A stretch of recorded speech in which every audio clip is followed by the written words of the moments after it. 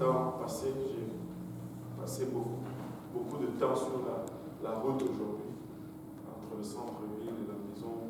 J'étais au centre-ville 2 fois pour chercher un itinérant avec qui on était supposé avoir rendez-vous. On ne l'a jamais trouvé. Une requête à amener, peut-être une bonne nouvelle, mais en même temps une requête. J'ai eu un appel de Zurich, pas un appel, un courriel de Zurich. Zurich, c'est où encore? En Suisse. En Suisse. En Suisse. Zurich, c'est en Suisse. C'est en Allemagne. Zurich, c'est en Suisse. C'est en Allemagne. En Suisse. Ah ouais?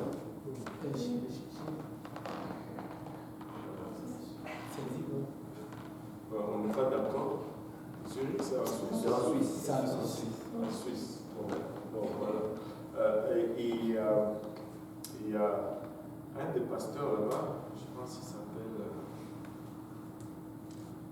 Pas le frère Robinet, mais l'autre, c'est qui là? Toi, tu étais là? Salut là. Je ne sais pas, c'est Nathan Hausman, Nathan Hausman. Ouais, il m'a écrit aujourd'hui, et comme quoi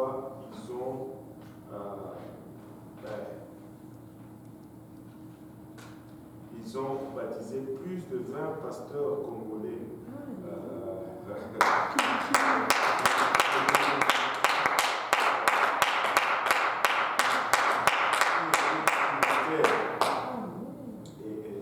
Qui étaient trinitaires, ils les ont baptisés au nom de Jésus-Christ.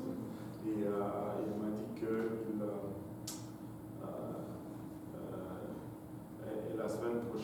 la semaine passée, ils ont donné leur première licence à un de ces pasteurs, donc une licence UPC.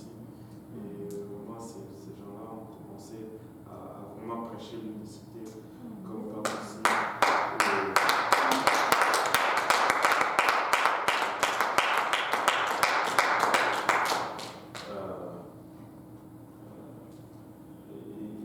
Ils travaillent avec un groupe en Allemagne, en Autriche, et puis un autre en Suisse. Et les portes continuent de s'ouvrir. Et ils ont contacté pour qu'on puisse voir comment on peut leur donner un coup de main pour la formation. J'ai dit, Seigneur, cette affaire,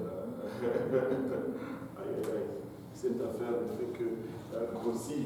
Je n'arrive pas à réaliser jusqu'où ça va s'arrêter. Mais je pense que ce qui va arriver au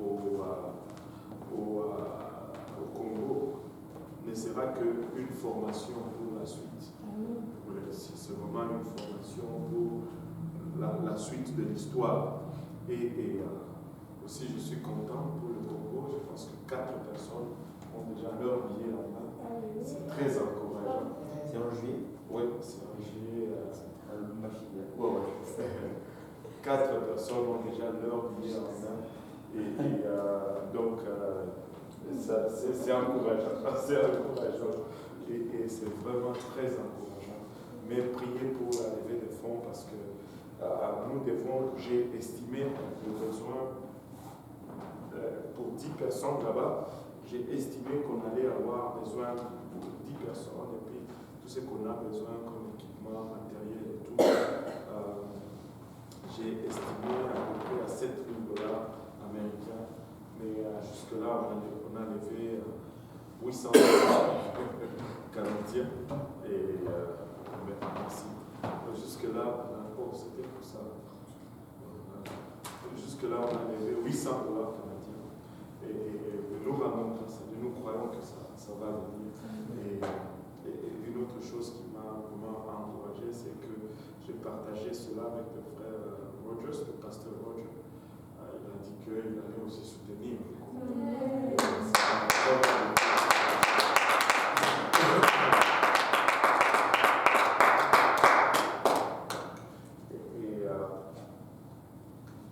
Le réveil, à n'importe quel prix. Alléluia. Donc aujourd'hui, nous allons continuer notre étude sur explorons la parole de Dieu. Et je ne sais pas si on va avoir des gens ici aujourd'hui. Et comment il s'appelle? J'ai oublié son nom. L'autre jour. J'espère qu'ils vont être Sophine. Voilà. C'est pas Sophie, Sophine. Elle est fine. Content pour Sophie.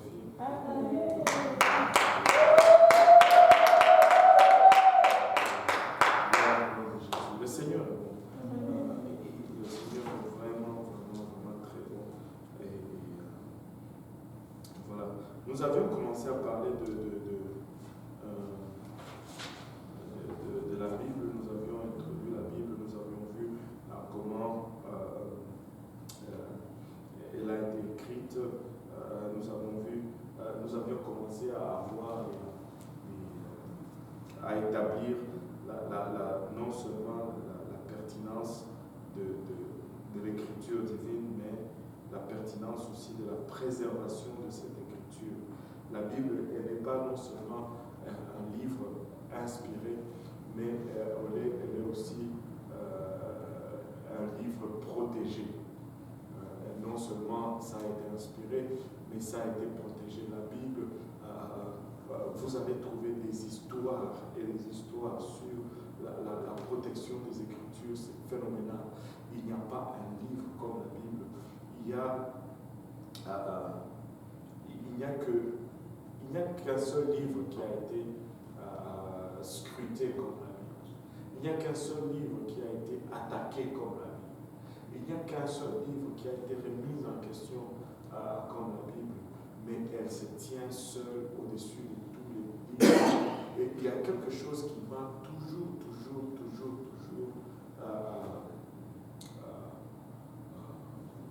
interpellé. Ça, lorsque j'ai lu cela, ça m'a fait renverser. Shakespeare, c'est quoi qu'il avait écrit?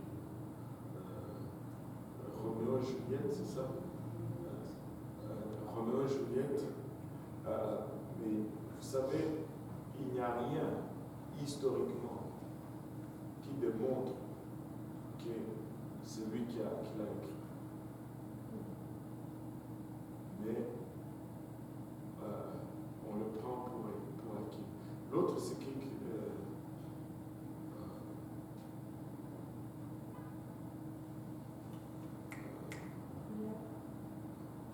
non, pas Molière.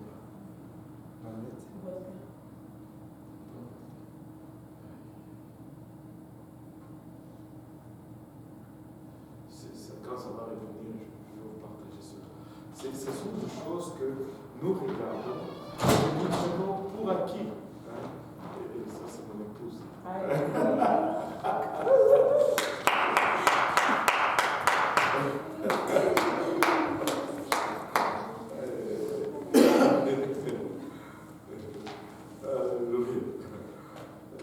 Mais non, il n'y a rien qui démontre que c'est lui qui l'a écrit. Mais personne ne questionne cela. Personne ne remet cela en question. Mais la Bible, c'est le seul livre dans tous ce qu'on a comme documents ou dans tout ce qu'on a comme reste historique. C'est le seul livre qui a autant de références, autant de manuscrits. Vous savez que jusque dans les années 80, il remettait en question l'évangile de Jean. Parce que les manuscrits les plus vieux qu'ils avaient, c'était daté genre des années 180. Et ils ne pouvaient pas reculer plus bas. Et ils ont dit, ben, si tu regardes 180 par rapport à Jésus, c'est impossible que rien ne prouve que Jean, qui a vécu avec Jésus, ait été le témoin. Et jusqu'à ce que je pense, en 80, je ne sais plus, ils ont trouvé un petit morceau de papyrus qui datait des années, je pense, 69 ou 70. Et quand ils ont déchiffré cela, ils ne pouvaient pas douter, c'était l'évangile de Jean, et ça nous ramenait juste dans l'étape, dans la période où il pouvait être vivant et écrire cela. La Bible est unique et il n'y a pas un livre comme ça. Nous pouvons la regarder par rapport, ça c'est vrai. Nous pouvons la regarder. Je pense que nous avions commencé à regarder cela par le contenu. Nous avions parlé des vérités qui sont dans la Bible, qui ne sont pas indigènes aux époques ou au temps où cela a été écrit. C'est-à-dire, ceux qui l'ont écrit ne pouvaient pas, d'une quelconque manière, avoir la connaissance qu'ils ont référée dans leurs écrits, mais ils ont quand même écrit. Ça, c'est mon ami Mathéo. Ça, c'est mon job.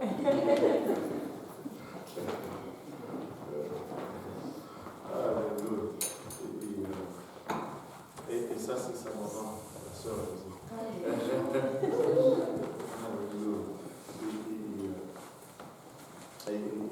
mais ils ont écrit cela. Ils ne pouvaient pas d'une quelconque façon être à mesure de connaître cela. J'ai parlé la dernière fois de la Bible le livre d'Ecclésiaste nous dit que la vie de l'homme se trouve dans le sang et c'est le cœur qui circule le sang. Mais nous devions attendre le développement de la médecine pour arriver à de telles connaissances. Jusque, si ma mémoire est bonne, jusque dans les années 1400, la pratique était que quand quelqu'un faisait la fièvre, on le vidait de son sang. Parce qu'on pensait que la grippe était dans le sang.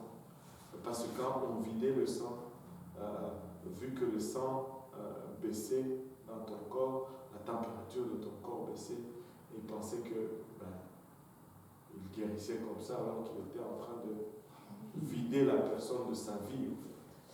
Et apparemment, le premier président des États-Unis serait mort d'une telle pratique. Mais la Bible nous dit que le sang contient l'âme, contient la vie, et c'est le cœur qui circule le sang. Le cœur circule le sang. Il fallait des années, des siècles pour que l'homme découvre cela. Maintenant, la terre est ronde, par exemple. C'est des vérités qu'on retrouve tout simplement comme ça, paf, dans la Bible. Mais la Bible n'est pas un livre scientifique. Le frère Mike McManus, il m'a envoyé un lien. Ça, c'est une découverte qu'ils sont en train d'essayer d'étouffer aujourd'hui. Ils ont découvert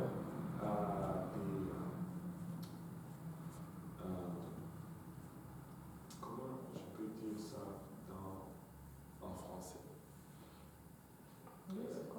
Il y a une scientifique qui a découvert des restes des tissus soft tissue, comment on dit ça? Des tissus mous sur des ossements de dinosaures.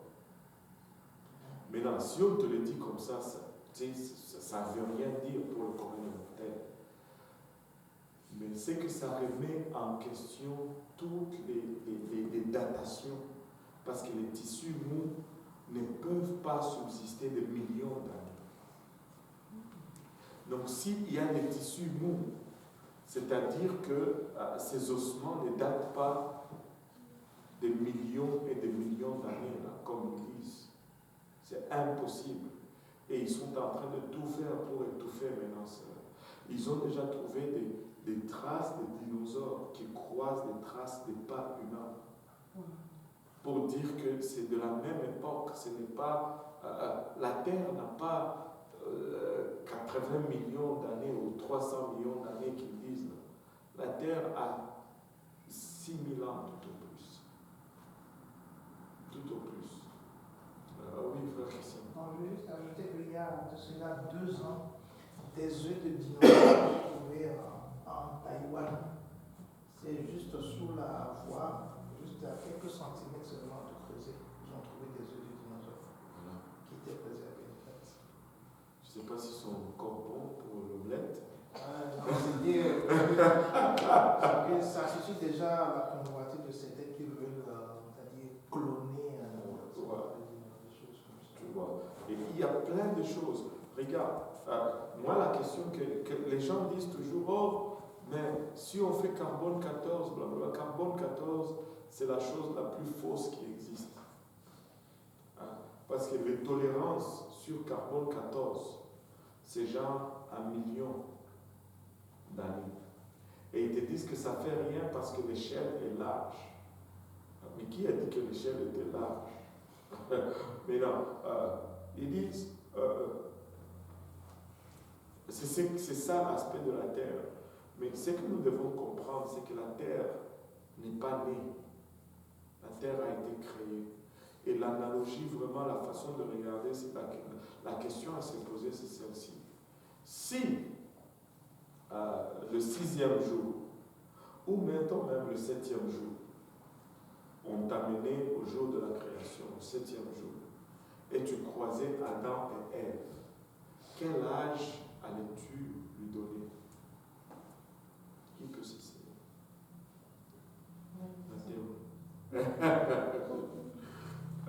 Quel âge tu vas lui donner? Mettons, Dieu a créé Adam et Ève hier, et toi tu le rencontres aujourd'hui. Tu allais lui donner quel âge?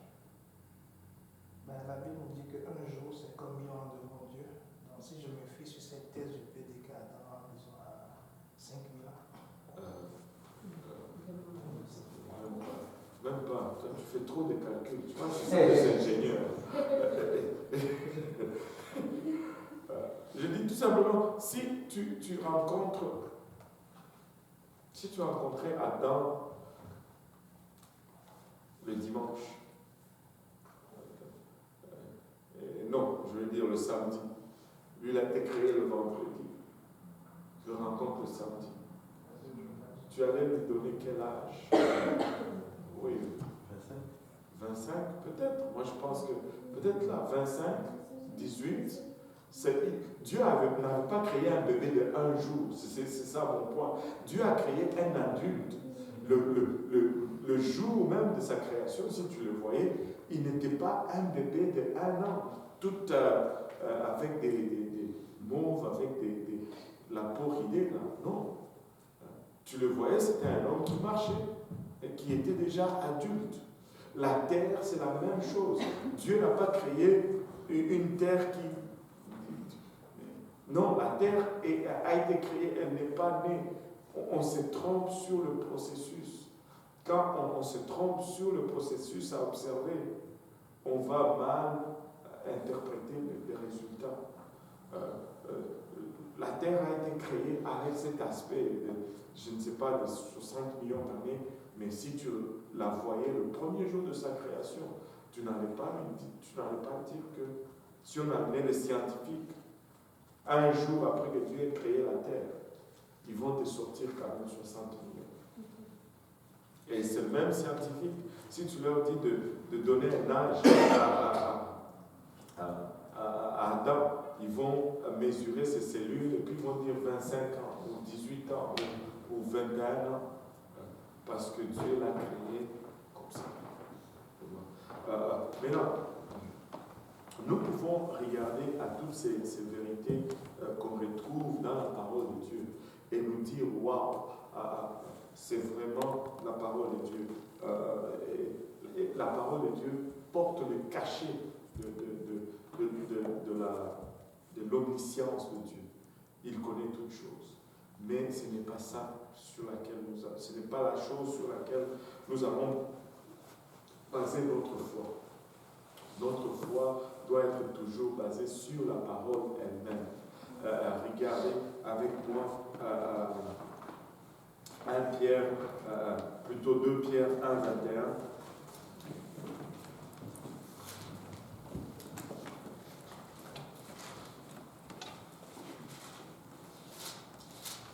2 Pierre 1, 20 et 21, si quelqu'un peut le lire rapidement. Car ce n'est pas par une volonté d'homme qu'une prophétie a jamais été apportée. Tu peux lire le verset 20 aussi. Sachant tout d'abord vous-même qu'aucune prophétie de l'Écriture ne peut être un objet d'interprétation particulière. Car ce n'est pas par une volonté d'homme qu'une prophétie a jamais été apportée. Mais c'est poussé par le Saint-Esprit que les hommes ont parlé de la part de Dieu. C'est poussé par le Saint-Esprit que les hommes ont parlé de la part de Dieu. Qu'est-ce qu'il est en train de nous dire? Il est en train de nous dire tout simplement que les hommes ne se sont pas levés un jour et ils ont dit, on va écrire de la part de Dieu. Non, c'est poussé par le Saint-Esprit. D'abord, nous ne pouvons pas interpréter la Bible selon notre propre vouloir, notre propre convenance. La Bible s'interprète elle-même. Et maintenant, ces gens qui ont écrit, ils ne se sont pas levés un jour, ils disent, bon, on va écrire au sujet de Dieu. Non, ils ont été poussés par le Saint-Esprit. Et le mot grec poussé, ça fait référence à un navire qui est sur l'eau, mais qui n'a pas de gouvernail. Le vent souffle et il va dans la direction où le vent souffle. Aucun contrôle sur la direction. Et c'est comme ça que la Bible a été écrite. Et tu peux, quand tu la lis, tu vois vraiment que ces gens qui ont écrit, la plupart d'entre eux ne réalisaient même pas ce qu'ils écrivaient. Ils ne réalisaient même pas ce qu'ils écrivaient. J'aime Pierre, c'est ma victime préférée pour cette référence. Dans le 2e chapitre du livre des Actes, il dit répentez-vous et que chacun de vous soit baptisé au nom de Jésus. Vous savez ce verset que nous aimons beaucoup là. Et puis par la suite il dit car la promesse est pour vous, pour vos enfants et pour tous ceux qui sont au loin, en aussi grand nombre que le Seigneur notre Dieu les appellera. Et il déclare cela plus haut devant 3000 personnes. Mais par la suite,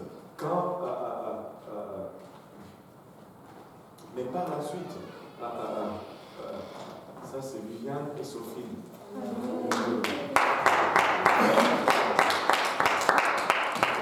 Mais par la suite, quand vient le temps Christian, tu vas passer ici comme ça, Sophie et Viviane vont s'asseoir ensemble là comme des amis. On ne peut pas laisser. Voilà. Alléluia. Déjà la salle est pleine. Yes.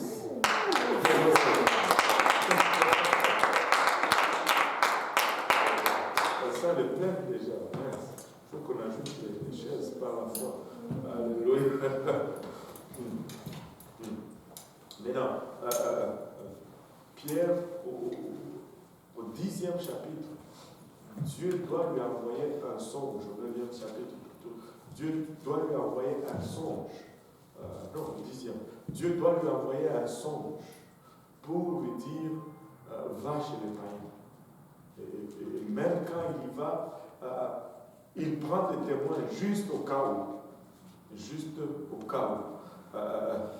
Il a écrit, mais il ne réalisait même pas la portée de ce que lui-même avait écrit. Parce qu'au fait, il était juste une secrétaire, mais c'est Dieu qui dictait le livre à écrire. 2 Timothée 3, 16 et 17. J'aime ce passage. 2 Timothée 3, 16 et 17. Toute l'écriture est inspirée de Dieu et utile pour enseigner,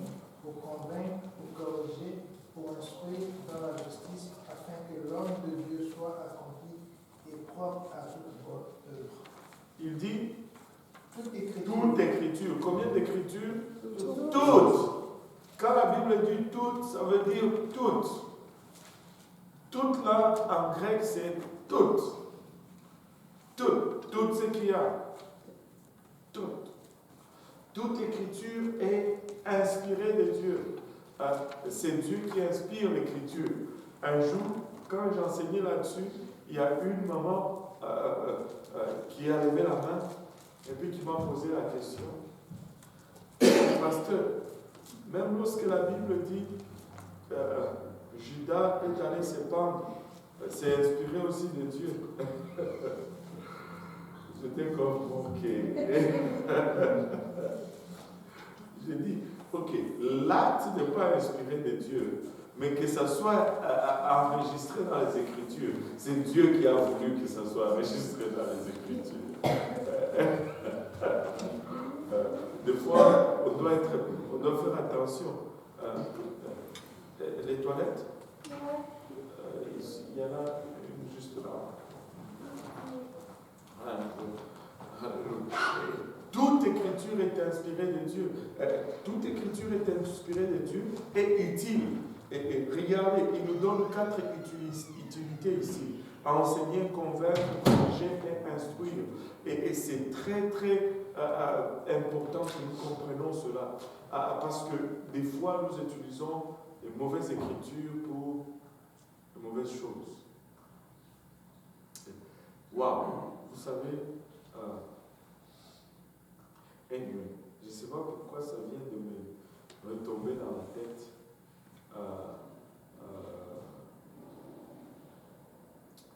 C'est que. Attends, c'est comme.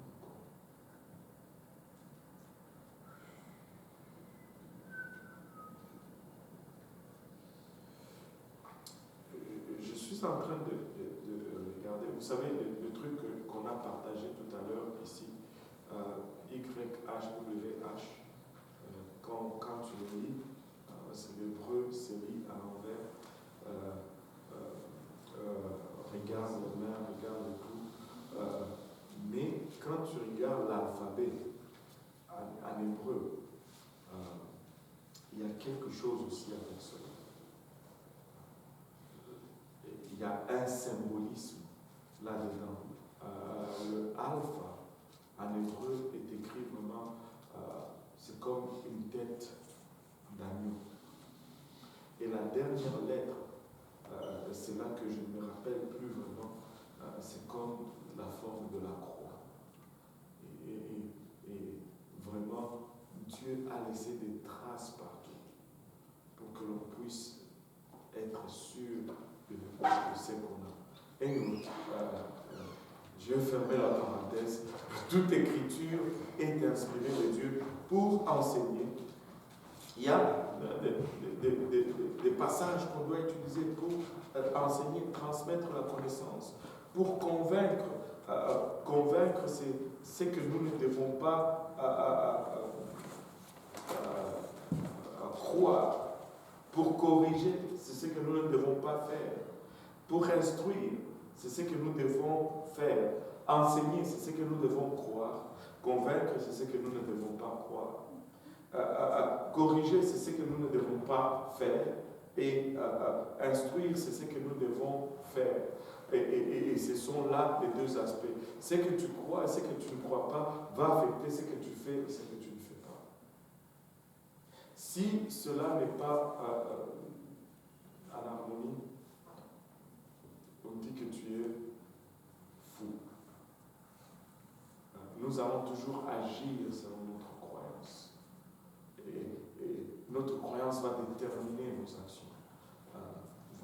Il dit, afin que l'homme de Dieu soit accompli et propre à toute bonne œuvre. Toute écriture est inspirée de Dieu. Maintenant, moi, je dis, nous devons plutôt nous baser sur la parole de Dieu. La Bible se défend elle-même. Toute écriture est inspirée de Dieu. Maintenant, on va vous dire, oui, peut-être qu'elle a été inspirée de Dieu, mais est-ce qu'elle a été préservée? Il y a un groupe de gens qui vont vous dire, la Bible est falsifiée. La Bible est falsifiée. C'est pourquoi Dieu nous donne un autre livre. Non, Dieu ne nous donne pas un autre livre. Dieu nous a donné le livre, la Bible. La Bible signifie le livre. Dieu nous a donné le livre. Et la Bible n'est pas falsifiée. Premièrement, si tu veux prouver ou démontrer une falsification, il faut que tu aies la copie originale et la copie falsifiée, sinon tu ne peux pas prouver une falsification. Or, la Bible, c'est le seul livre pour lequel tu as le plus grand nombre de manuscrits.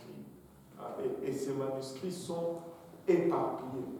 Si la Bible était falsifiée, ça allait être très facile, ou pour ne pas dire impossible, de démontrer la crédibilité de la Bible. Parce qu'on trouve des manuscrits en Égypte, on trouve des manuscrits en Asie, on trouve des manuscrits en Europe. C'est-à-dire, si tu as falsifié une place, tu dois falsifier partout pour que ça reste pareil. Or, les manuscrits qu'on trouve en Égypte sont pareils que ceux qu'on trouve. Il n'y a presque pas de différence. Vous savez pourquoi il n'y a pas de différence? Il faut lire le petit livre. Dans le petit livre, il y a quelque chose que j'ai appris là-dedans qui m'a beaucoup fait plaisir. C'est que les scribes, quand ils écrivaient les manuscrits, c'était un travail à temps plein. Ce n'est que ça qu'ils faisaient. Et ils préparaient les pots. Quand on leur amenait les pots, maintenant, ils commençaient l'écriture. Il y en a même qui disent qu'ils n'écrivaient pas, mais ils dessinaient les lettres. Et quand ils faisaient une faute, ils n'effaçaient pas pour corriger. Ils brûlaient littéralement le rouleau avec erreur. C'est pourquoi tu ne trouves pas des manuscrits avec beaucoup d'erreurs ou avec de grandes différences, parce que quand il y avait erreur, on ne le mettait même pas de côté, parce qu'on ne voulait pas que cela reproduise ou qu'on s'y réfère. On brûlait littéralement cela. Quelle diligence, quel respect, la Bible a été préservée. Si nous regardons dans l'histoire, il y a des empereurs romains qui ont utilisé la force et la force économique et militaire de Rome pour détruire la parole de Dieu. Je ne sais pas, Déoclès, il a persécuté les chrétiens. Il ramassait tout ce qu'il y avait comme manuscrit. Il les brûlait sur la place publique. Et il a dressé une colonne sur laquelle il a écrit « Les noms de chrétiens est exterminés de la face de la terre ». Il est passé, la Bible reste. Il y a des gens comme Voltaire qui ont dit qu'après leurs œuvres, Voltaire dit ceci, après que j'ai publié mes mémoires, 50 ans après, il n'y aura plus une seule Bible qui va se vendre sur la face de la terre. Voltaire est mort et enterré, et la Bible reste le livre le plus vendu encore sur la terre. Et il y en a un, je me disais même si, je me demandais même à un moment donné si c'était vrai qu'il existait. Il s'appelle Thomas Paine. Est-ce qu'il y en a qui ont déjà entendu parler de Thomas Paine? C'est un philosophe américain. Il a dit ceci. Il a écrit un livre, La raison des âges. Et il dit ceci.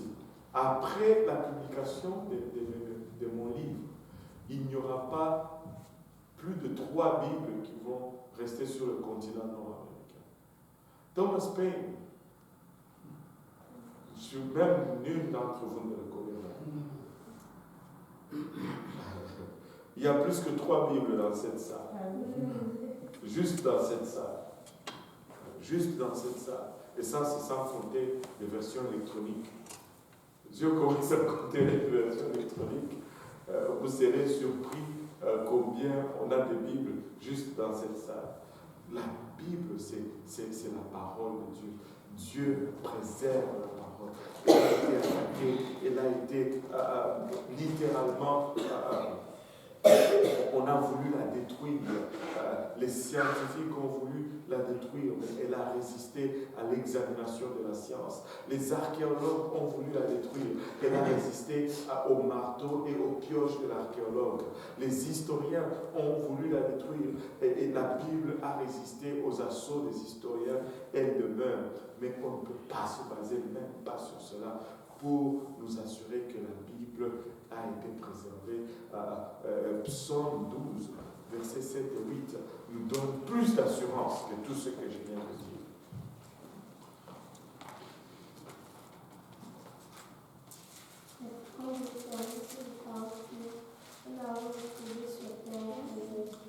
Attends. Maintenant, à voix haute. Les paroles de l'Éternel sont des paroles pures, un argent éprouvé, sur terre creusée, et cette fois épurée. Toi, l'Éternel, tu les garderas, tu les préserveras de cette race à jamais. Toi, Éternel, tu les garderas, tu les préserveras de cette race à jamais. Dieu nous donne la promesse de préserver sa parole. Écoutez, quand Dieu donne la promesse, tu peux aller à la banque là-dessus. La parole de Dieu, c'est du cash. Ce n'est pas un chèque. Dans un chèque, ça peut rebondir. Mais la parole de Dieu, c'est du cash. C'est la liquidité. Oui. Il y a des versions électroniques. Oui. J'ai eu une situation où j'ai dû confronter une personne aux écrits. Comment quelqu'un puisse savoir si la version qu'elle a, elle a bonne ou pas? Parce que moi, je peux dire que c'est grâce aux enseignements que j'ai reçus et que c'est la Bible qui fait que j'ai dû refuser cela. Parce que quand j'évoquais Isaïe 9, verset 6, dans la Bible que les témoins de Jéhovah avaient, il disait que toute autorité princière. Et donc, c'est que ce verset carrément a été retouché dans leur Bible. Retoucher, déjà, ça c'est déjà bon. Il y a des versets qui disparaissent carrément. Il y a des versets qui ne sont pas là du tout. C'était carrément retouché. Mais le problème avec ça, c'est que ça ne fit pas. C'est pourquoi on dit toujours ceci. Tu ne peux pas prendre un verset et bâtir une doctrine sur un verset. Ça doit être soutenu par l'entièreté de la Bible. Et quand ils font ça, tu vas arriver à une autre place où ça ne marche plus. Où ça ne marche plus. Le même témoin de Jéhovah, moi je dis, ça m'a toujours bouleversé. Quand tu lis Matthieu 3, dans la version des témoins de Jéhovah, je ne sais pas si quelqu'un l'a ici.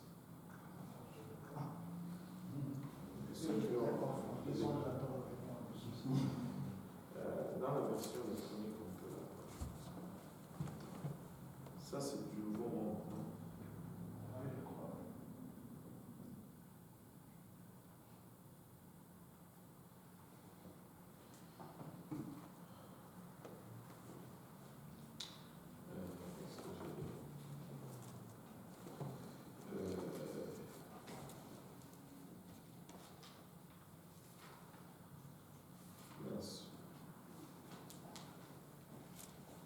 Je ne l'ai même pas.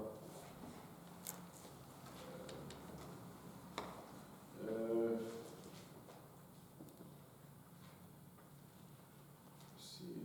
Attends, je pense que je peux le trouver.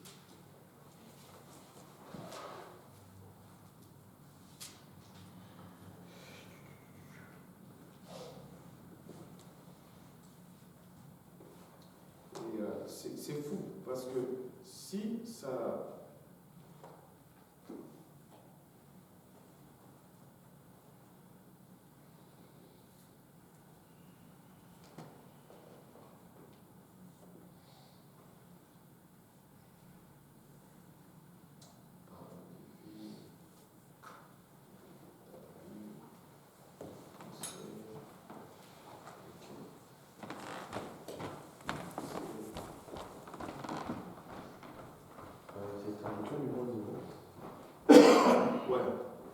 Tu l'as?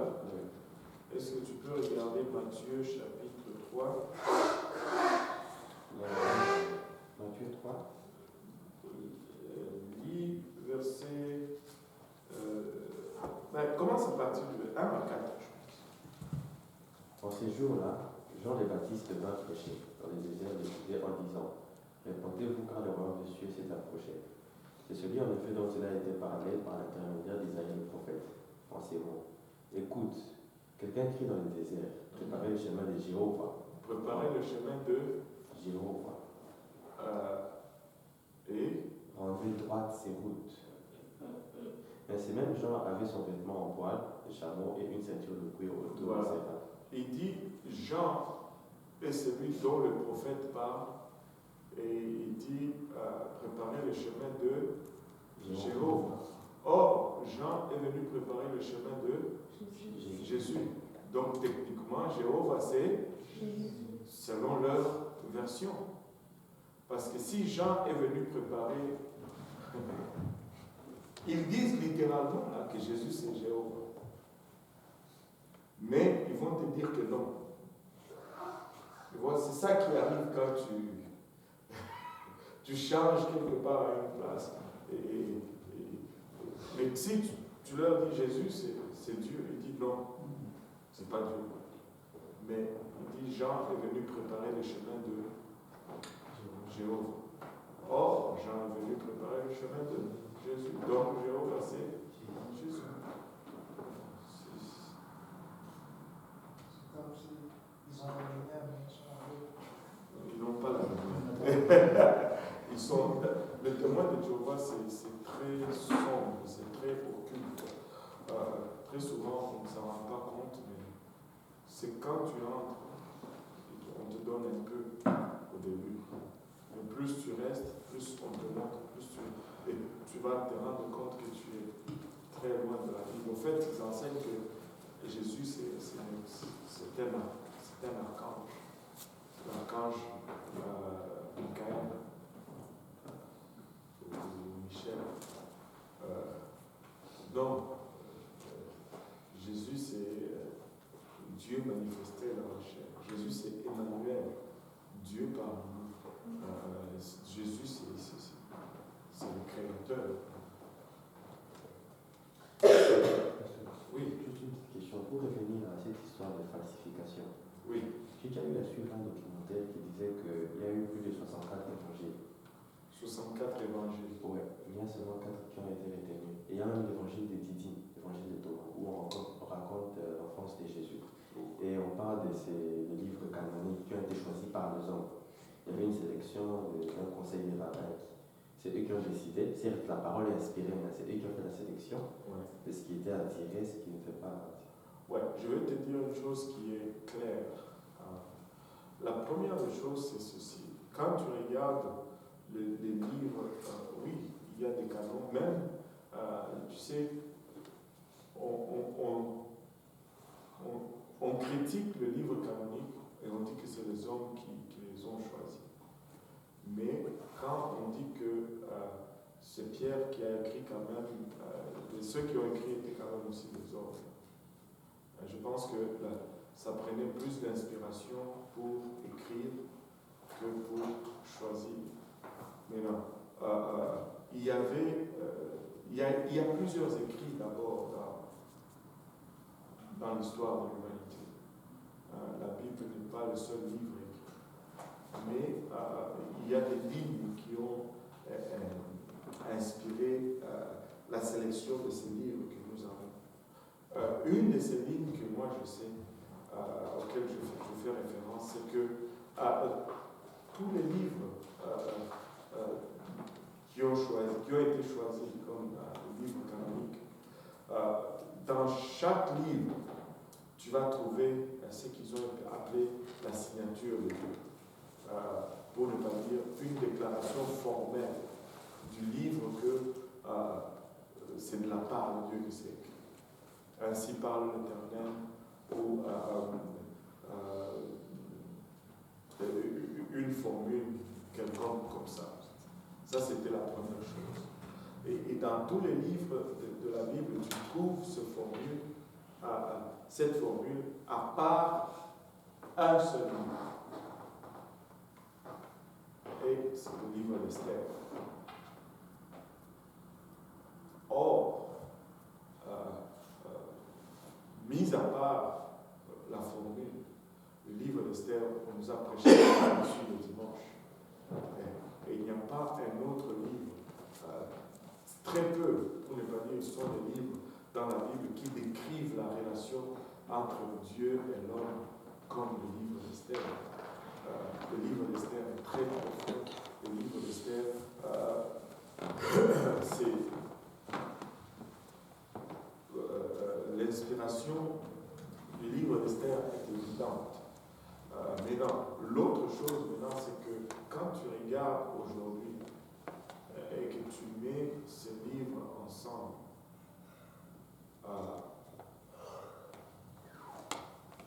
et que tu veux juste attribuer cela à l'œuvre humaine, c'est donner trop de crédit à l'homme. C'est donner trop de crédit à l'homme. Je ne pense pas que l'homme peut produire une œuvre comme ça sans l'être de Dieu. Impossible. Impossible. Tout simplement impossible. Maintenant, quand tu regardes très souvent les autres livres, soi-disant les autres évangiles, il y a non seulement l'évangile de Thomas, il y a même l'évangile de Judas, l'évangile de Barnabé. De Judas, mais c'est pour lui. Oui. Quand on a écrit. Bon, c'est là la question. Peut-être avant, je ne sais pas. Et tu vois, mais ça devient des choses ésotériques. Et quand tu vas lire dans ces livres-là,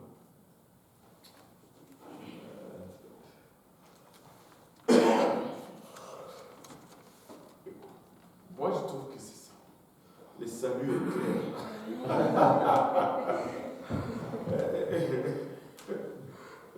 Le plan du salut est tellement simple et tellement clair que bon. Et c'est ça. Il y a plein de livres qui contiennent des vérités historiques, mais que ce ne sont pas ces livres-là que Dieu a choisis pour nous guider dans sa relation. Tu vas y trouver des vérités historiques et les gens vont se baser sur ces vérités historiques pour rendre le livre crédible. Mais ce n'est pas ça le but. Ce n'est pas ça le but. Alléluia. Maintenant, après avoir établi le fait que la Bible a été préservée, là, on peut rentrer. Non. On va le relire encore. Toute écriture est inspirée de Dieu. Non, pas toute écriture, mais la parole de Dieu a été préservée. Psaume 12, verset. Les paroles de l'Éternel sont des paroles pures. Un argent éprouvé sur terre. Un argent éprouvé sur terre creusé. Et 7 fois éprouvé. Toi, Éternel, Toi, Éternel, tu les garderas. tu les préserveras de cette grâce à jamais. Dieu nous promet de préserver sa parole depuis le temps qu'elle a été écrite jusqu'à jamais. Et c'est pourquoi tu peux voir que la parole de Dieu a traversé toute l'humanité en étant préservée. Quand tu vois comment cette parole a été préservée, c'est impossible. C'est miracle après miracle, miracle après miracle. C'est tout simplement incroyable. Vous savez, quand ils sont dans le petit livre dont je vous ai parlé, ils parlent des manuscrits de la mer morte.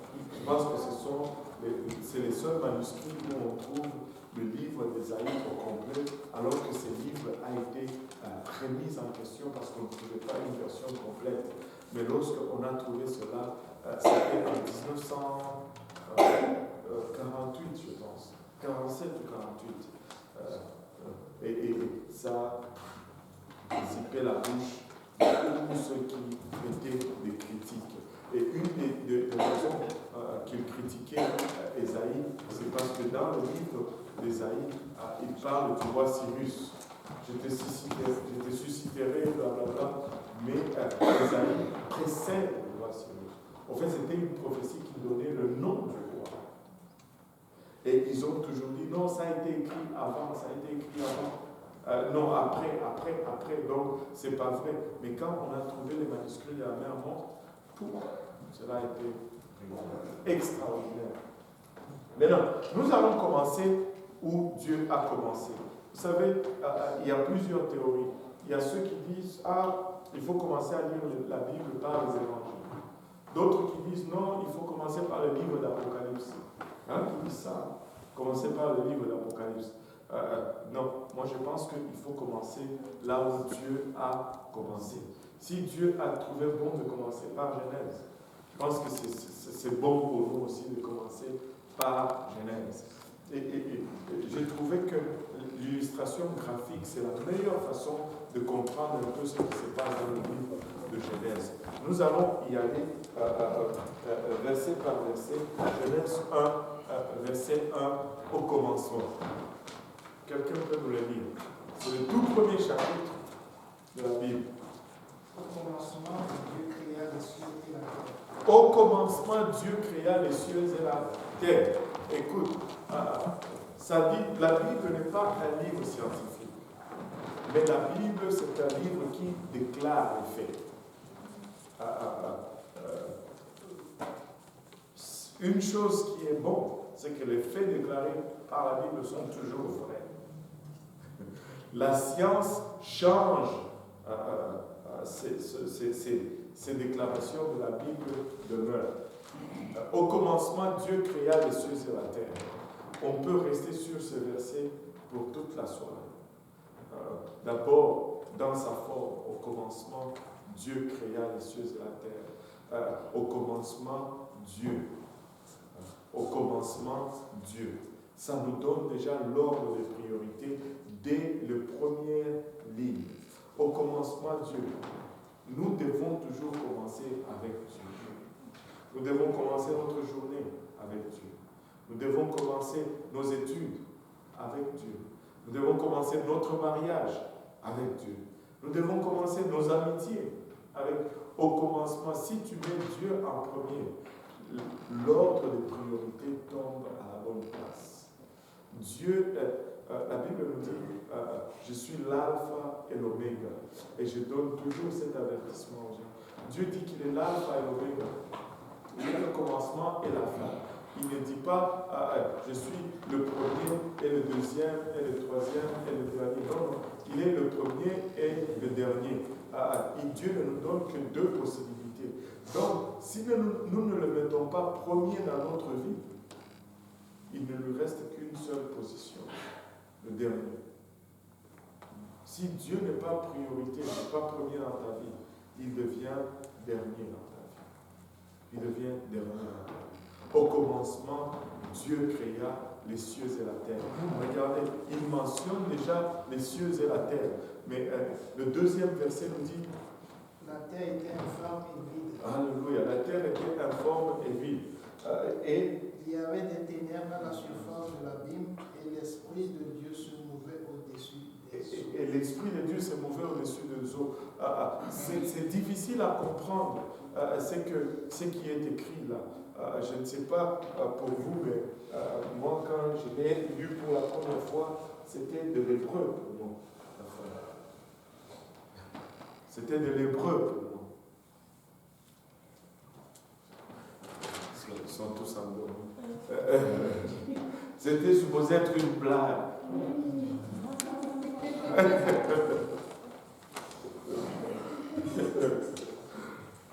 On commence.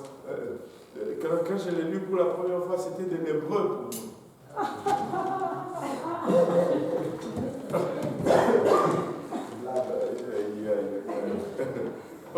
Au commencement, Dieu créa les cieux et la terre. Et la terre était informe, c'est-à-dire pas de forme, et vide. Moi, ça m'a toujours dépassé. Il dit qu'il vient de créer quelque chose, et puis il nous dit en d'autres mots que cette chose n'existe pas. Parce que ça prend deux caractéristiques pour que quelque chose existe. Ça prend une forme, ça prend une matière. Or, il dit la terre était informe, c'est-à-dire pas de forme. On peut dire, ok, c'est bon, l'eau n'a pas de forme. Mais là, il dit vide. Donc, il élimine et la forme et la matière. Donc, la terre est créée, mais elle n'est pas là. Alléluia. Et la terre était informe et vide. Et puis, il continue. Et c'est difficile de dessiner quelque chose qui n'a pas de forme et qui est vide, en fait, qui n'est pas là. Pas de forme et vide. Bon, c'est justement ça. C'est-à-dire rien. Et puis, il y avait des ténèbres à la surface de la ville.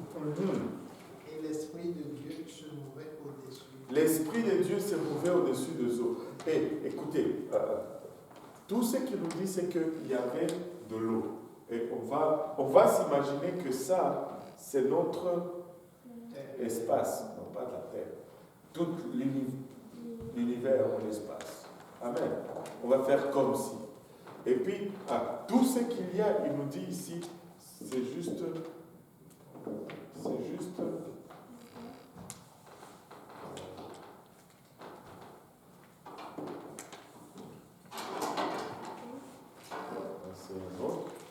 C'est juste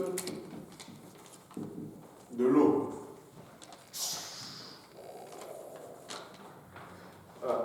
Maintenant,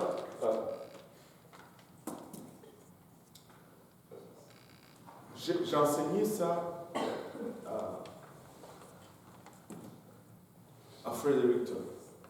Et puis une question m'a été posée. Il dit, regarde, déjà là, au deuxième verset, on a déjà deux personnes.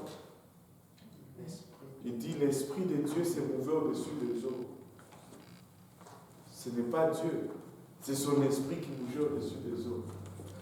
Pour un moment, j'étais comme, waouh, ça c'est la première fois qu'on trouve ça. Mais Dieu est bon. Tout de suite, il m'a donné une réponse. Et j'ai utilisé le frère Woodward qui était là. J'ai dit, et ça c'est l'exemple que je leur ai donné. Il dit, et si je venais de décrire quelque chose qui s'est passé. J'ai dit, le bishop Woodward conduisait sa voiture. Et puis, il allait très vite. Et puis, bang, il a eu un accident. Et là, quand il a cogné la voiture, parce qu'il allait tellement vite, il a cogné la voiture, et puis le corps du bishop Woodward est sorti par la fenêtre. Si je dis le corps du bishop Woodward, ça veut dire une deuxième personne? Non. Si on me dit l'Esprit de Dieu, Dieu est esprit. Pourquoi est-ce que je ne peux pas différencier le corps du bishop? Parce que je sais qu'il est un homme, il a la chair. Si je dis son corps est sorti par la fenêtre, c'est-à-dire qu'il est sorti par la fenêtre. Mais Dieu est esprit. Si je dis l'Esprit de Dieu bougeait au-dessus des eaux, ça veut dire que Dieu bougeait au-dessus des eaux. Amen. Ce n'est pas que si je dis l'Esprit de Dieu, ça devient un autre esprit. Non. Amen. Et puis, il y avait des ténèbres, et Dieu dit. Et Dieu dit que la lumière soit. Fou. Et la lumière fut. Et la lumière fut. Et c'est tout ce qu'il a fait le premier jour. Il eut un soir. Il eut un soir, et puis il eut. Il eut un soir et il eut un matin. Qu'est-ce que vous dites là? Vous falsifiez la Bible.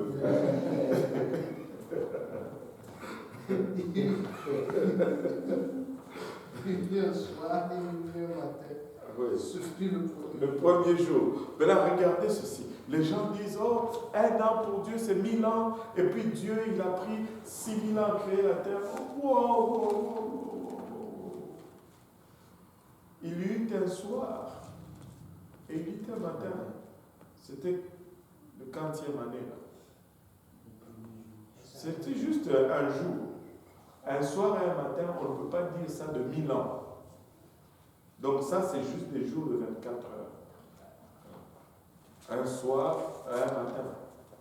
Point final. Un jour. 24 heures. On sait qu'un jour de composer un soir et le matin. Oui. Quand on dit qu'un jour pour lui c'est 1000 ans, mais on suppose que le soir et le matin il est calculé. Combien de fois? On ne sait pas, mais on sait que pour lui un jour, parce que les jours est composé du soir et du matin. Parce que si tu dis 1000 ans, parce que la première des choses, c'est ceci. Si tu dis 1000 ans, c'est plusieurs soirs, c'est au moins 365 000 soirs. Voilà, pour lui c'est 365 000 soirs là, ce qui fait un jour, effectivement. Non, mais il ne peut pas dire. Maintenant, quand tu dis un soir, ce n'est pas la référence.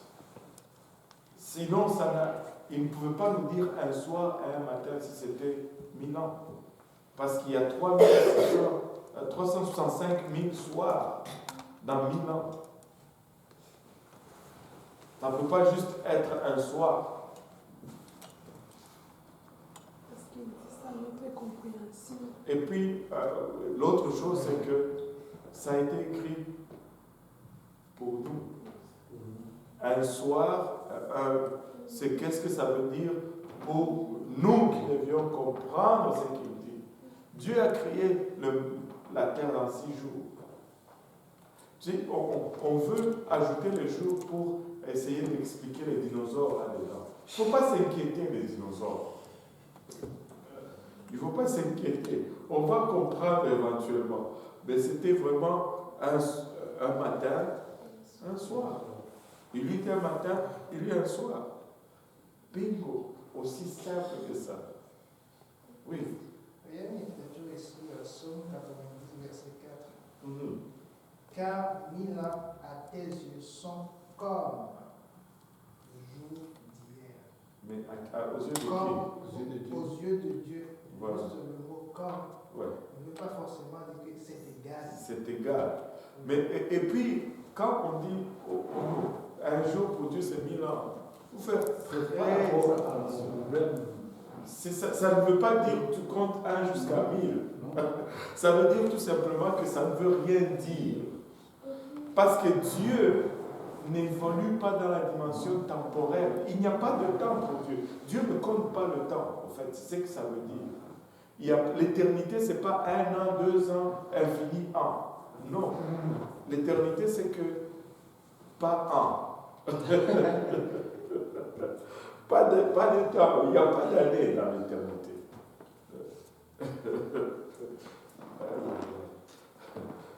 Bon. Deuxième jour. Le premier jour, la seule chose qu'on a pu mettre sur notre tableau, c'est juste l'eau. Amen. Et l'eau, c'est très important. L'eau est venue avant toute chose. C'est pourquoi il y a 70% d'eau sur la terre, même dans le corps humain. Nous sommes plus haut qu'autre chose. Waouh! Donc si on te sort là, tu perds et on continue avant qu'on dise autre chose. Dieu dit qu'il y a une étendue entre les eaux et qu'elle sépare les eaux d'avec les eaux. Ça, c'est compliqué à comprendre. Dieu dit qu'il y a une étendue qui sépare les eaux avec les eaux. Continue un peu. Et Dieu fit l'étendue et il sépara les eaux qui sont au-dessus de l'étendue d'avec les eaux qui sont au-dessus de l'étendue. Au-dessus et au-dessous. Ok. Mais là, si on n'avait pas la connaissance de ce que le monde et l'univers est aujourd'hui, on n'allait pas pouvoir représenter ça selon ce qui est écrit. Il nous manque beaucoup d'informations. Mais heureusement, nous pouvons tricher un peu. Nous pouvons regarder à quoi ressemble la Terre et toutes les autres choses et déduire certaines choses. Quand il dit il place l'étendue, en fait, la meilleure façon de représenter cela, c'est, ou la seule façon, c'est. Et puis,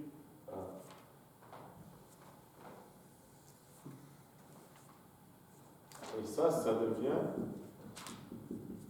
l'étendue. Et puis, ça, c'est l'eau. Et puis, ça, c'est l'eau. Et il dit qu'il y ait une étendue qui sépare les eaux avec les eaux. Et là, les eaux dessus. Et ici, les eaux dessous. Et Dieu fit l'étendue et il sépara les eaux qui sont au-dessus de l'étendue avec les eaux qui sont au-dessus de l'étendue. Alléluia. Et ça, c'est le deuxième jour. Et il appela l'étendue. Dieu appela l'étendue ciel. Et ainsi il fut un soir et un matin. Ce fut le deuxième jour, ou le second jour. Et là, ça commence à prendre forme. De l'eau, mais un espace vide entre de l'eau. Et puis là, il continue le troisième jour. Dieu dit que les eaux qui sont au-dessous du ciel se rassemblent en un seul lieu. Alléluia. Lesquels qui sont au-dessous? Au-dessous. Voilà, donc cela se rassemble en un seul lieu et qu'il y ait du sec. Et que le sec paraisse. Là, en d'autres termes, et ça devient le sec. Et l'eau en un seul lieu. Et cela fut ainsi. Cela fut ainsi. Dieu appela le sec terre. Et il fit appeler la masse des eaux de mer. La masse des eaux, ils appellent ça mer. Maintenant, regardez ceci. La Bible, si on suit la description de la Bible, il y avait un seul continent et un seul océan au départ. Tous les eaux étaient en un seul lieu et le sec était en un seul lieu. Et si tu regardes aujourd'hui, la science nous dit que toutes les terres étaient ensemble et que ça s'est divisé. Hein? Il y en a qui se rappellent la géographie. Voilà. Quand ça s'est divisé, tu sais que dans la Bible, il nous dit à quelle époque, il ne donne pas la date exacte, il nous dit environ. C'est un peu à la façon de nos anciens, comment c'est dit dans la Bible. Tu sais, moi, mon grand-père paternel, je ne l'ai pas connu, mais j'ai connu ma grand-mère paternelle. Mais quand elle est venue au pays, enfin au pays, chez nous en ville, quel village elle est venue habiter avec nous, on a commencé à demander c'était quoi son âge. La seule référence qu'on nous a dit, tu sais, l'année où la récolte des cotons a été perdue à cause de la forte pluie, c'est l'année qu'elle est née. C'est quelle année? Aucune idée. Aucune idée. Et la Bible va nous donner un peu une référence comme ça. Mais on n'est pas s'inquiéter. Et c'est où ça? Oui, on va y arriver. Il faut revenir mardi. Mais là, on peut voir que les continents étaient ensemble, et puis les mers étaient ensemble, et puis lors de la plongée, tout ça, ça a été divisé. Mais là,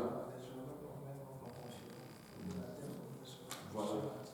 Et même quand tu regardes la forme, ça peut s'emboîter presque comme des puzzles. C'est comme des puzzles un peu usés, là. Quand même, ça peut mais là, par la suite. Et cela fut ainsi, Dieu appela le sec terre, et il appela la masse des eaux mer. Dieu vit que cela était bon, puis Dieu dit que la terre produise de la verdure, de l'herbe portant de la semence, des arbres fruitiers donnant du fruit selon leur espèce et ayant en eux leur semence sur la terre. Bon, moi, je suis un très bon dessinateur.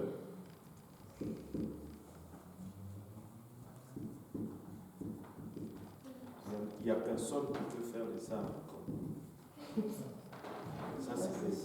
Ça, c'est le banquier.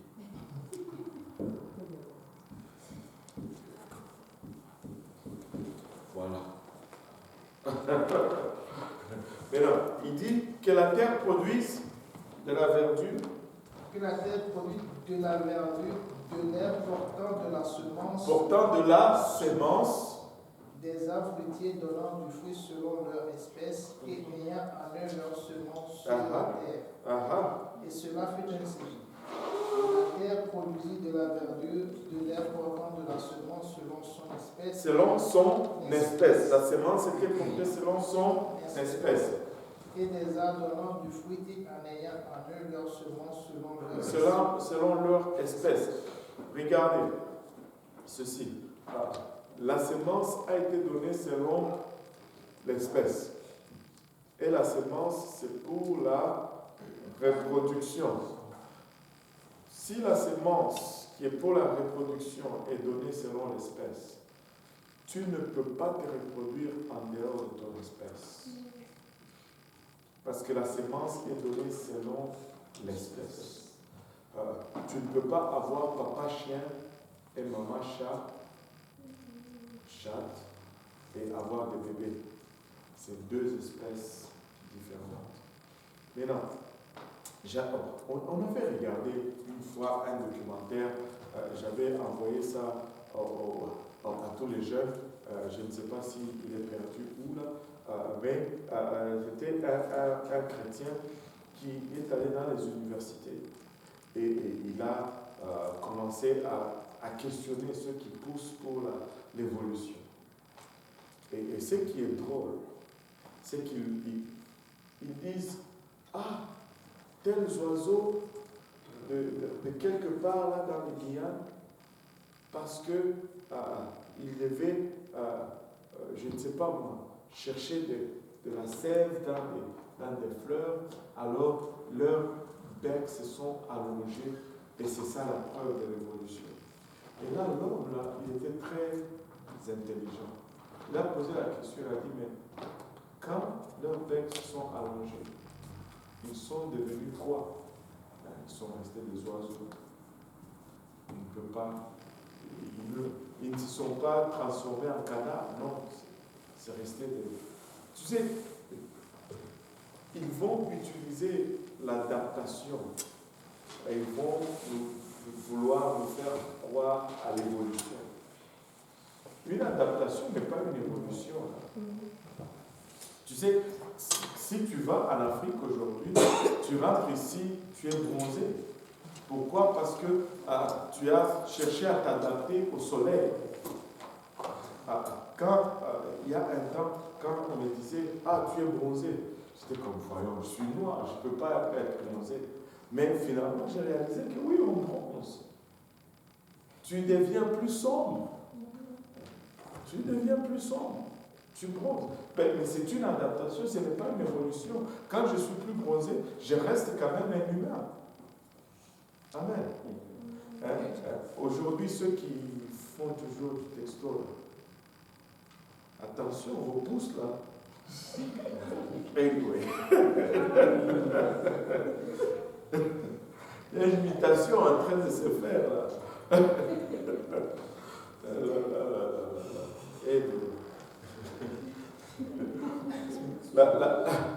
La sémence, c'est pour la reproduction. Maintenant, il faut garder cela en tête parce que ça explique d'autres doctrines, d'autres fausses doctrines qui sont rentrées dans la parole de Dieu. La sémence, c'est pour la reproduction et tu ne peux te reproduire que selon ton espèce. Amen. Maintenant, il peut y avoir variété dans l'espèce. Comme un berger allemand peut croiser avec un golden retriever et ça va donner un chien qui n'est pas de race pure. Mais ça reste un chien. Un chien quoi? Vétus?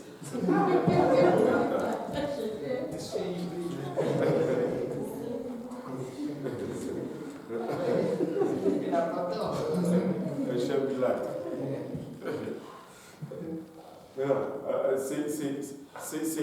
Ça reste un chien. Ça ne devient pas un gorille. Ça reste un chien. Et c'est la même espèce. Laissez-moi vous poser une question. La tomate, c'est un fruit ou un légume? Un légume. Non, c'est un fruit. Fruit ou légume? Qui dit légume? Il n'y a pas peur. J'ai entendu 2 légumes aussi. Maintenant, qui a dit fruit? Maintenant, et le concombre, c'est un fruit ou un légume? Hein? Légume ou fruit? Légume ou fruit? Non, mais la tomate, c'est un légume fruit. Ça, c'est comme dans les choix multiples. Là. Tu ne peux pas tout cocher pour dire que j'ai coché la bonne réponse. Non, mais c'est écrit ici, j'ai vu. Comme légume fruit. Et on y a. On n'est pas censé tricher, hein. La tomate, c'est un fruit. Le concombre aussi, c'est un fruit. Et la seule différence, c'est que quand la semence est à l'intérieur, c'est un fruit. Très simple.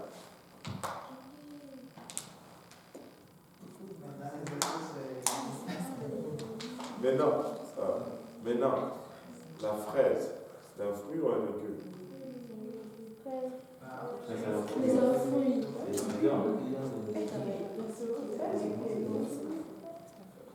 La semence est à Elle est l'extérieur. à l'extérieur. La fraise, la semence est à l'extérieur. C'est pas un fruit.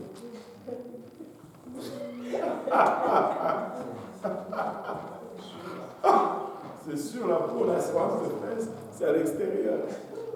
C'est un légume. Oui. Ah ouais, moi je pense que c'est mais bon, la tomate, c'est un légume. C'est un fruit. C'est un légume. Non, Mais c'est considéré aussi comme un fruit. bon.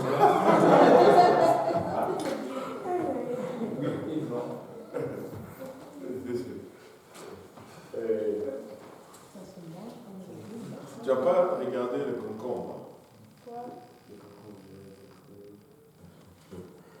Aïe, aïe, aïe.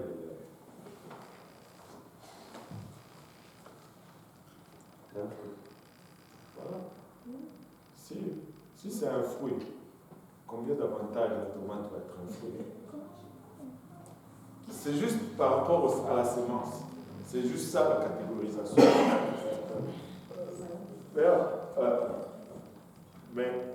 Quand tu as lu ça, relis ce que la Bible dit là-dessus.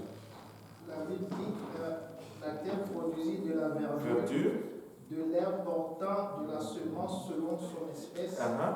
et des arbres donnant du fruit et ayant En eux, la leur semence selon leur espèce. La Bible nous donnait déjà la réponse. Non, c'est le livre du Créateur. C'est lui-même qui a inventé toutes ces choses. Oh, je ne regarde pas l'heure. Oh, bateau. Je vous ai gardé plus longtemps que prévu. Pardonnez-moi. On va atterrir cet avion, ok? On va atterrir. Et ça, c'était le troisième jour. Toutes ces choses ont été créées. Écoutez, on va laisser ça au troisième jour. Parce que si on va au quatrième jour, on risque de faire notre 20 minutes. Est-ce qu'il y a des questions pour aujourd'hui?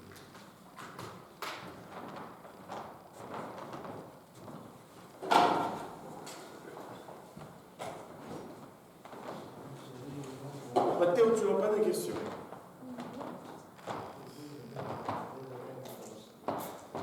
Alors? J'ai vu Genèse, mais je ne l'ai jamais vu. Non, il y a beaucoup de choses à Genèse. C'est très riche. Cette première leçon, elle est pleine d'informations. Et si tu maîtrises bien cette première leçon, ça va te guider. Ça te forme déjà de comment lire le reste de la Bible. Ouais.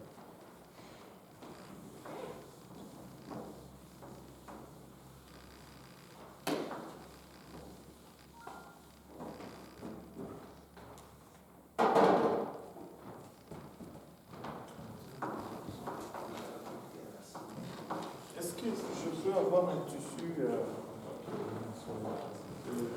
On a le boulot. Attends, je vais. C'est bon.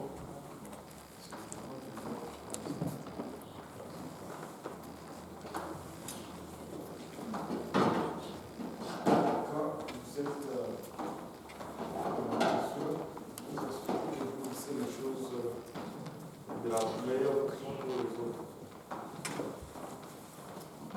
Pas de questions? Alléluia. Il y a un peu de thé à l'arrière, mais on va se lever pour prier.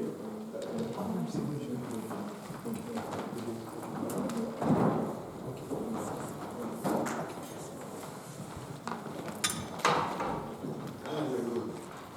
Merci Seigneur. Frère John, tu peux nous conduire dans la prière et puis on va conclure. On va tous ensemble. Seigneur Jésus-Christ, nous te rendons encore gloire cette soirée encore que nous avons enseigné. Merci encore, Seigneur Jésus, pour tout ce que tu nous as révélé ce soir. Nous voulons te dire merci pour tout. Merci pour la vie de celui à travers qui tu nous as enseigné. Et nous te remercions pour la vie des frères et sœurs qui sont ici présents, pour la manière dont tu nous as conduits, nous a amenés. Nous te prions encore de nous conduire, de nous ramener à nos destinations. Nous savions que c'est toi qui es le Dieu tout-puissant qui est assis au-dessus de toutes les nations. Et c'est toi qui es assis au-dessus de la nation de Shelaga, Seigneur. Et nous avons la foi que tu agiras, Seigneur Jésus-Christ. Tu les rassembleras, Seigneur Jésus-Christ, dans ce temple, Seigneur. Tu les ramèneras, tu les enseigneras ta vérité, Papa. Car c'est à cause de cela que tu nous as rassemblés aussi ici. Nous demandons, Papa, que toi-même tu envoies ton esprit dans les maisons. Car nous n'avons pas de force pour le faire, Seigneur, mais seul toi pourras le faire. Envoie ton esprit dans les maisons.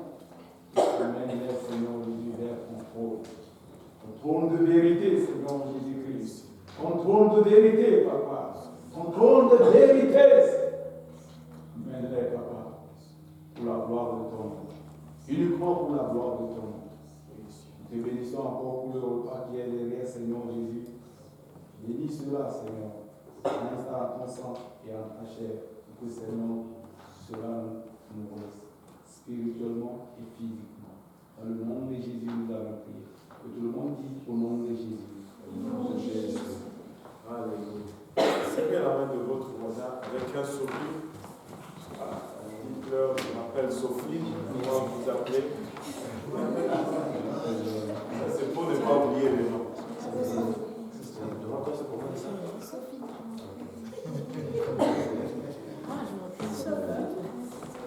Ah oui? J'ai l'enfant.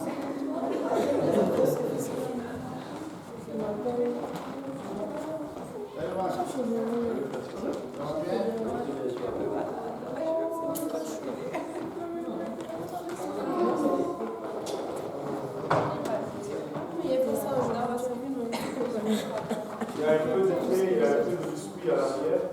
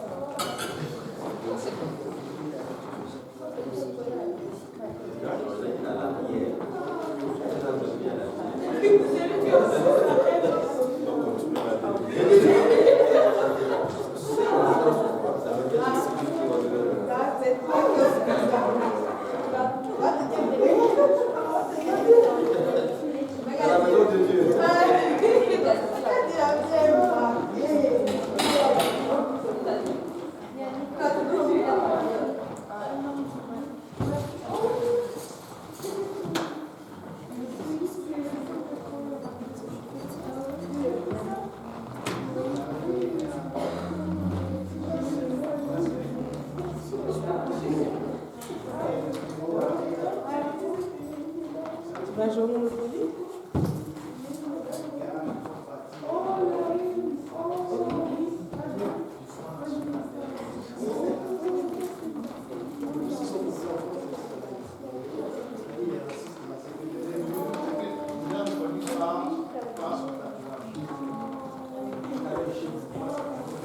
Oh, ouais. Et puis la croix dans le Mais